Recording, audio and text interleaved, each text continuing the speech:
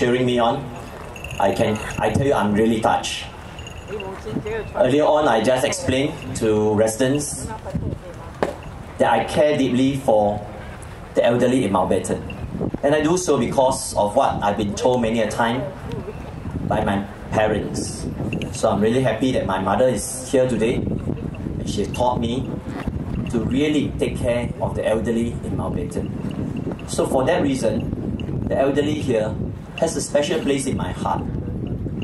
There are people whom I look up to, and my mother has always told me, no matter what you do, if you are a member of parliament, please make sure you treat your elderly well. Respect them as you will respect me. And for that reason, I've always make it a special point to look after the elderly in Mountbatten. So I thank my mother for what she has taught me.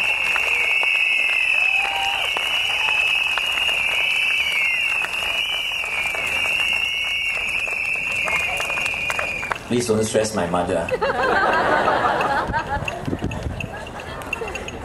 So I'm sure you know who I am. My name is Biow Chuan. I'm the candidate for the People's Action Party. For those who have not known me, let me say something about myself. I think this is important because I hope to give you some background of who I am and where I come from. My journey started in 1990. I just started work as a lawyer, and I consider myself fortunate. Despite the fact that I come from humble background, I do not have rich parents, I have no connections. I was able to graduate from university and had just landed a decent job as a lawyer. And this was in 1990, where only 5% of the population were able to attend university. I was never an outstanding student. Not a single scholarship to my name. So I'm not a scholar. Some people will call me a farmer. In fact, looking back, I am amazed that I could make it all the way to university.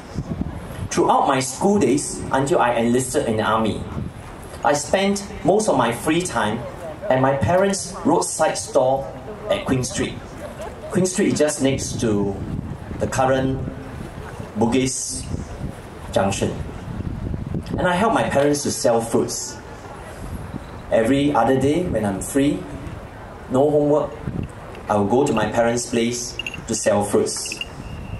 For that reason, some of you will know that I speak very loudly because I'm used to shouting 3 for $1, 4 for $1, 4 apples for $1. That's how I grew up throughout my younger days. My parents toil day and night to provide for the family. They work every day, including during the Chinese New Year period.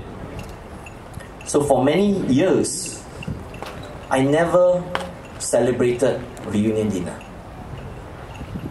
We will be at the store selling fruits. I will go home, rest, and the next morning, I will go back to the fruit store to give greetings to my parents. So the first day of Chinese New Year was not spent visiting relatives, but spent at the fruit store selling fruits. Those years, in 1970s, we were the only fruit store open for business in the Queen Street area. I know what is it like to be poor. I know what is it like to have to toil for a living. And I told myself that one day, if I ever succeed, I will make life better for my parents. I'm grateful that with the Singapore system of government, we can still succeed in life if we are prepared to work hard. So barely 1 year after graduation, I volunteered my services to my MP in Jalan Besar. I was then staying in Rochor Centre, and my MP was Dr. Lee Boon Yang. I initially gone to him with suggestions as to how to improve the Rochor HDB estate where I lived. And in particular, every night, I was killing many mosquitoes. So I wanted to suggest to him how to eradicate mosquito breeding in the estate. So for those of you who are struggling with mosquitoes in your flat, let me share with you, I understand how you feel. Because in the 1990, I was in exactly the same position, trying to catch mosquitoes. After interacting with Dr. Lee Boon Yang for almost 1 year, I felt that there were ways in which I could contribute. I was already a lawyer, and hence I offered my services to him. It's never been my aspiration to be an MP. I sincerely wanted to return to society the blessings and opportunities which I had. My take is that if I can make it, then anyone who's willing to work hard can also make it in Singapore. To me, that is a Singapore dream. Without a scholarship, with poor parents, you can still make it and succeed in life. That is my Singapore dream. I served in the grassroots organizations for 16 years, from 1990 to 2006. In 2006, I was asked whether I would step forward to stand for election. And I was very surprised because it had never crossed my mind that I would be a politician. Overall, I was happy with the Singapore government, but there were a few policies which I did not agree with at that time. I did not like the setting up of the casino. I also felt that some of the government policies at that time were too transactional, too rule-based, and did not manage to help those who were caught by the rules, who had slipped through the cracks. If I were perfectly happy with the government, then I would not have stepped forward to serve as an MP. I would concentrate on developing my law firm. But when I was interviewed by the Prime Minister, I realized that this is what the PAP wanted. People who are committed to Singapore and wanted to help make policies work better for all of us. That is what the PAP wanted. People who are committed to Singapore and want to make policies better for all of us. I said earlier, I come from a low-income family. I know what it is like to be poor and to be struggling. In fact, I had to take a study loan from NTUC to pay for my living expenses during my final year of university. Without the loan, I'll be struggling to complete my university studies. Hence, I felt if I could influence policies to make the government a kinder and more caring government, a less bureaucratic government, I will do my best and try. Let me next talk about the role of an MP. Before I entered politics, I've always asked myself, what does a resident want in an MP? For myself, I've always believed that an MP's role is to serve the people and to represent their views in Parliament. It should never be a quest for personal glory or something to add to your resume. It is all about serving the people. An MP should be compassionate and humble. He must be sincere and prepared to listen to his residents and not be arrogant.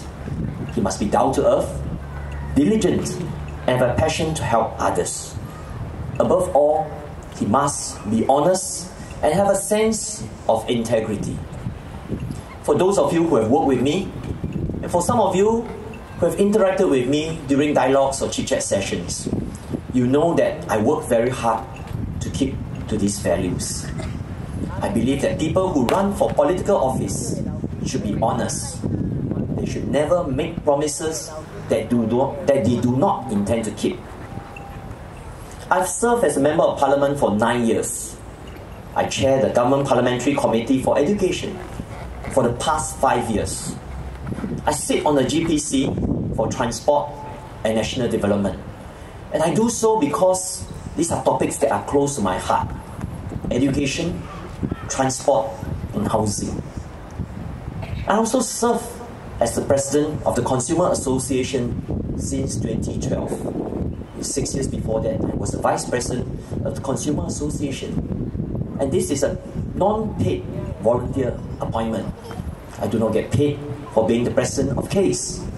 I spend much time championing the consumer cause inside Parliament as well as outside Parliament. Now, if you check the parliamentary record, which is publicly available on the internet, my attendance in Parliament is near perfect. I missed 2 sessions because I was sent I missed 2 sessions because I was sent for a Commonwealth Parliamentary Conference as Singapore's parliamentary representative. Now in Parliament, I speak regularly on matters which are close to my heart. I don't speak just because I want to clock up attendance. I speak on matters close to my heart. Now in the candidate's message which was sent to you, I think some of you who are residents of Mountbatten, you have received this, the message from me. I've shared on what I had raised in Parliament over the past 4 years. I've urged the Ministry of Education to have less emphasis on academic performance and to stress the importance of character values in education. I wasn't impressed with some of the scholars who were doing very well in their careers but had no empathy for the man in the street. So I felt that you can be very smart, but if you do not have character values, something is missing. I was concerned about excessive stress in education. I had 2 children at that time in primary school. So I asked MOE to consider less homework and to allow students more time to play. I also asked for more support for students with learning disabilities. And I'm happy that MOE's focus has gradually changed to more emphasis on character development and citizenship. There are also more programs for weaker students.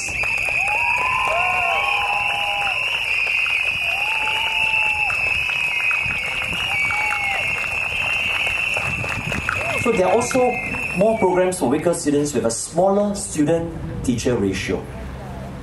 For transport, some of you will remember in 2011, I stood at the bus stop to check bus arrival timings, and I posted my frustration on my Facebook. So I pushed for better bus services, for buses to come on time and be less congested. So I believe that this was part of the impetus for more buses to be injected into the bus system. I also pushed for better bus connection from residents' home to the nearest MRT station, and this resulted in service number 11 for the Tanjong Rhu private estate.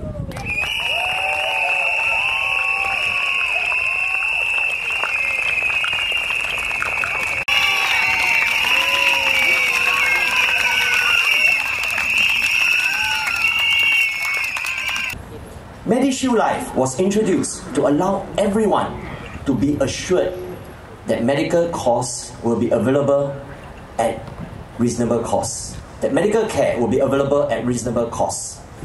We have seen more BTO flats being built so that the younger generation can get their flats faster. And more than 900 additional buses have been injected into the system so that we have more buses on the road, there's less congestion and more comfortable ride for bus passengers. The MRT signalling network has also been upgraded, and we will soon see a more reliable MRT system. I acknowledge there are still areas where the government can improve upon, but I urge Singaporeans to also acknowledge the rest of the good work done by the government. We should not measure the government by only what you are unhappy with. Please consider the fact that we have a first-class government which is efficient and non-corrupt. Our school system, our education system is one of the best in the world. Regardless of your starting point, you have the opportunity to progress. So even if you are studying normal technical, normal academic, express, whether you go to ITE, Polytechnic, you will be able to gradually make it to university. The government has provided affordable housing and works very hard to ensure that every one of us have job opportunities in the future. So think of the fact that we have such a low unemployment figure in Singapore. It's something to be proud of and the envy of countries in Europe where the unemployment for the youth is very high. Think too of the excellent amenities which is all over Singapore and how we have transformed Singapore into a first-rate city. Our gardens by the bay, our botanic gardens are respected throughout the world and envy of many people. I want to talk about immigration. The flow of immigration has been cut down drastically. And I want to stress, there is no 6.9 million target. This government is fully aware of the frustration of many Singaporeans with regards to excessive foreigners competing with them for jobs. And I think many of you know that action has been taken to reduce the inflow of foreign workers. In fact, these days during my Meet the People session, I received many appeals from businessmen asking to employ S-Pass worker for their company, failing which their company will have difficulties surviving.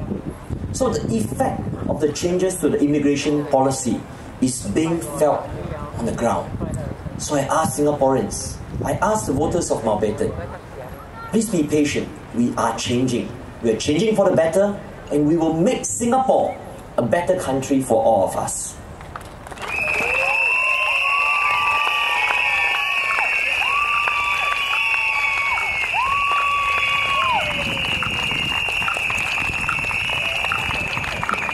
I've interacted with our government ministers for 9 years. And through my interaction, I know that they care deeply for Singaporeans. And we have a compassionate and caring government. But it is not a perfect government. From time to time, there are policies which might be right at the time of implementation, but needs to be tweaked after several years to take into account changing conditions. And for every government policy, we need to consider a right balance of different groups, and many times we have trade-offs. Take for example CPF. When it was first introduced, retirement age was 55 years old. But with life expectancy rising, the concern is that once you use up your CPF savings, who will provide for you for the rest of your life? And despite our many efforts to explain CPF policies, there will be people who feel, I want my CPF money back at 55. But if he reaches 55, he withdraws his CPF savings and he uses them up within the next 10 years. Who will have to look after that person once he uses up his CPF savings? If the government refuses to help them, it is a heartless government. But if the government gives them financial help, it will be future generations of taxpayers who will have to fund the social assistance program for those who have fully used up their CPF savings. Hence, the government says that each one of us have to work to ensure that we save enough for our own future, especially because there is a longer life expectancy. Even though it's not a popular policy, there is a need to prevent future generations from being burdened excessively. For HDB flats, a resident once asked me, can we cap the price of resale flats so that their children can buy a flat near their home? And I know that flats in Mountbatten are expensive. Resale flats in Mountbatten are expensive. But should we impose a cap for the resale flats for those of you who are existing flat owners? I think the answer is clear. You don't want to have a price cap on how you can sell your flat. The government's only assurance is that they will ensure that every Singaporean can buy an affordable flat for their family. But they cannot assure you, if you sell your flat, use up your money, then you can keep going back to buy flats. They also cannot assure you that the exact location of the flat will be what you want exactly. The reality is everyone hopes to live near town and hope to pay for the price of a flat in the non-mature estate. But can the government provide for such home buyers? It will be difficult. Everyone wants to live near town and pay a low cost. So every policy will make someone unhappy. And if every detractor says, I don't care that the government has done so well for Singapore, I'm angry because of this policy, I will not support the government, then our country will go downhill because we simply cannot please everyone. I now want to talk about party whip. My opponent, Ms. Janet Chong, has said that I'm bound by the party whip and I cannot speak my mind. This is far from the truth. During my 9 years in Parliament, never once have I been asked not to speak my mind. The Prime Minister values each PAP MP for his independence of thought and how they can add value to the People's Action Party. So it is inaccurate to say that only an opposition MP can speak his or her mind. Many PAP MPs, including myself, speak our minds very honestly. I have spoken extensively on education, on transport policies and on HDB policies. During the debate on ministerial salaries in 2011, I acknowledged the need to pay our ministers and civil servants competitively, but I criticized the policy of pegging their salary to the top earners in the economy. I wasn't told to stop speaking.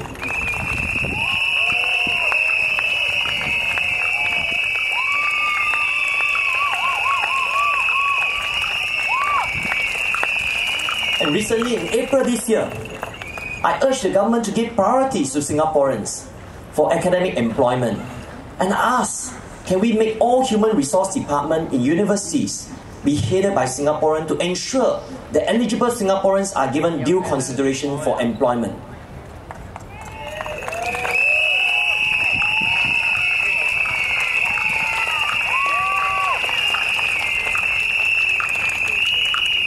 MOE did not agree, and they didn't like what I said, but they didn't stop me from saying what I felt to be the views of the people. So it is clear that a PAP MP can speak his mind and argue a case for his residents. As the president of CASE, I raised difficult issues about consumer matters. I spoke on the Sim Lim Square saga. I urged the government, don't leave all consumer issues to the court. Prosecute traders who are cheating, who are dishonest, instead of referring consumers to the civil courts to recover their monies. And MTI heard. MTI prosecuted those who have cheated and those who are dishonest. So if you have a fair point and it is beneficial to Singapore, the government will consider your suggestion and will look further into it.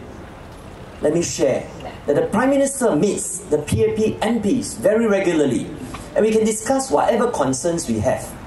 If Ms. Jeanette Chong is elected and she is told by SPP's Ms. Lina Chiam to vote in a certain manner, she will have to do so, whether she likes it or not.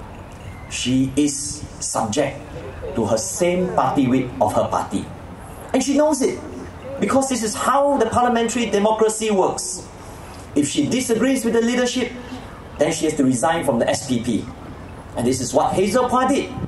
She resigned from NSP because she disagreed with NSP's decision to contest Macpherson.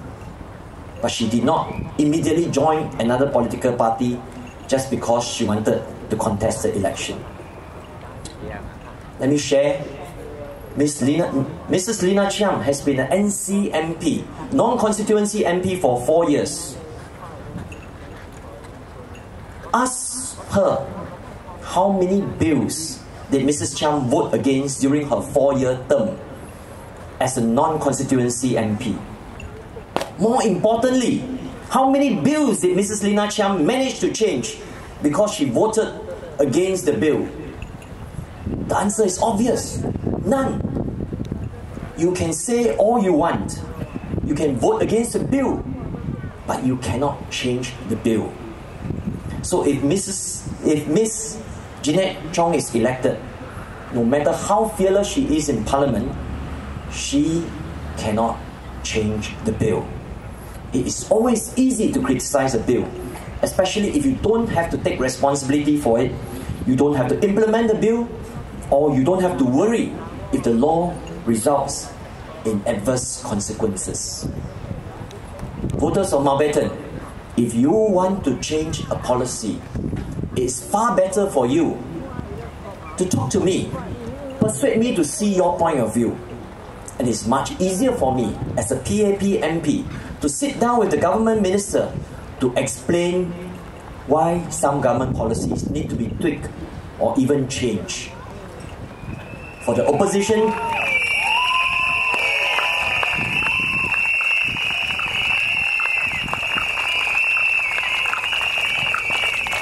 for Miss Jeanette Chong to enter Parliament thinking that she can fight or demand for change suggests that she doesn't understand how parliamentary democracy works. Over the years, I'm happy to say we were able to gently persuade the government to adjust, to change some of the policies. So I said earlier, the emphasis in MOE is more about character, values, and citizen development. MOE has provided more pathways for students with differing abilities. Polytechnic students have more opportunities to progress to universities. During my time, if you study in Polytechnic, that's it. You can't go to university because you've already taken one bite of the subsidy. But today, if you go to Poly, you can continue to the university. And we have a SIT set up just for Polytechnic students to progress to SIT. MND has also given priority to couples to purchase flats so that they can set up their families quickly. Now, several PAP MPs spoke about the plight of singles. And again, we were able to persuade MND to relax the government policy to allow singles to buy flats direct from HDB. And that's something that we're proud of, gently persuading the government to change policies to favor those whom we feel are disadvantaged. We were also able to persuade the Transport Minister to allow Polytechnic students to pay the same transport fare as JC students.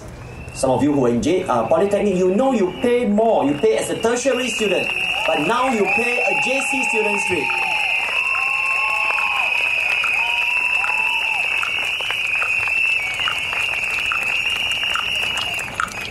And then MOE has also tweaked the primary 1 admission policy to give absolute priority to Singaporeans. That means all Singaporeans will have absolute priority to go into primary 1, over and ahead of permanent residents and foreigners. And this is again something to show that the government is listening and changing its policy. After receiving several feedback from MPs about non-reliability of buses, and I did so in 2011, Ministry of Transport came up with a scheme for more buses to be brought into the bus network so that our bus journeys have become more comfortable and arrive on time. And this morning I was at the bus stop canvassing to residents outside block 56 Cassia Crescent, and I asked them, how is the bus arriving on time? Do you have to wait very long? Many of them says it is much better compared to 2011. So friends, voters,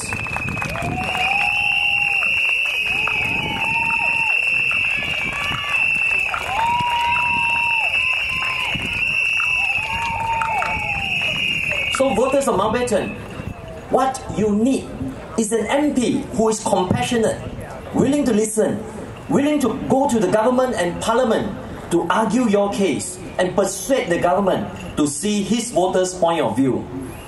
And more importantly, you need someone who is able to work with the government to ensure that we have good policies which will bring Singapore forward for the next 50 years.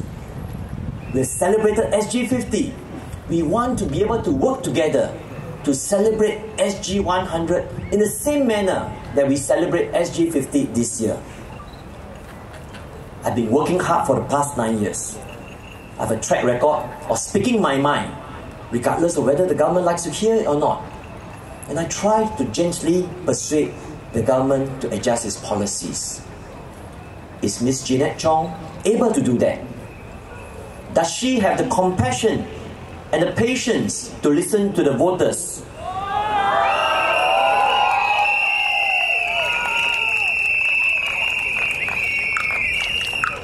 I think none of us really knows the answer, because many of my residents say they have not seen her for the past 4 years until just before the election.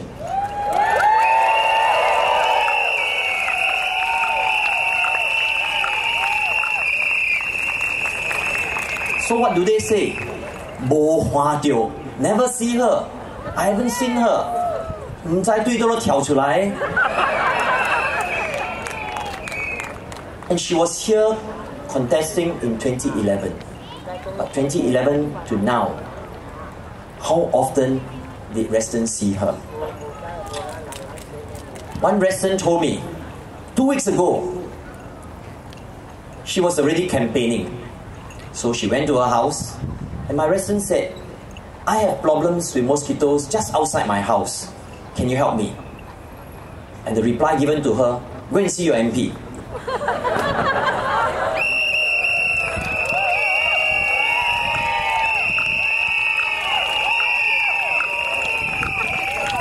So no effort to listen, no effort to explain. And I would have thought that since she's already campaigning, she would have at least paused to try to find a solution. But she referred the resident back to me, and so the resident came to complain to me.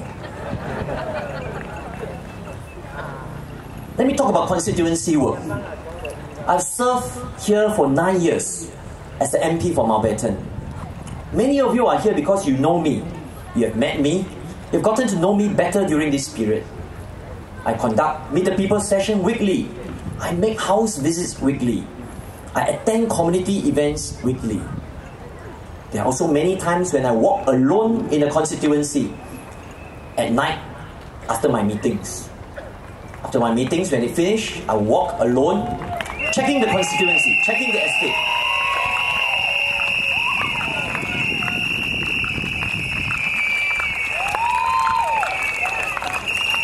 And some of you have seen me, and you say, hey, Mr. Lim, the Distau told me, what are you doing here? What are you doing at the car park? The Distau car park told me. And I tell them that, well, I'm carrying out inspection, checking the place, making sure that we have no problems in the estate. Or if there are problems, I will get my town council to attend to it. I jog along Gardens by the Bay East, along Tanjong Ru, along Mayer, to understand the condition of the park connector. I stood at the traffic junction of Tanjong Katong South Road to observe cars trying to make U-turn because many of residents in Amber tell me the U-turn is too narrow, cannot make it. So I stood there for 10 minutes watching to see how many cars cannot make the U-turn. And that's what I do as an MP.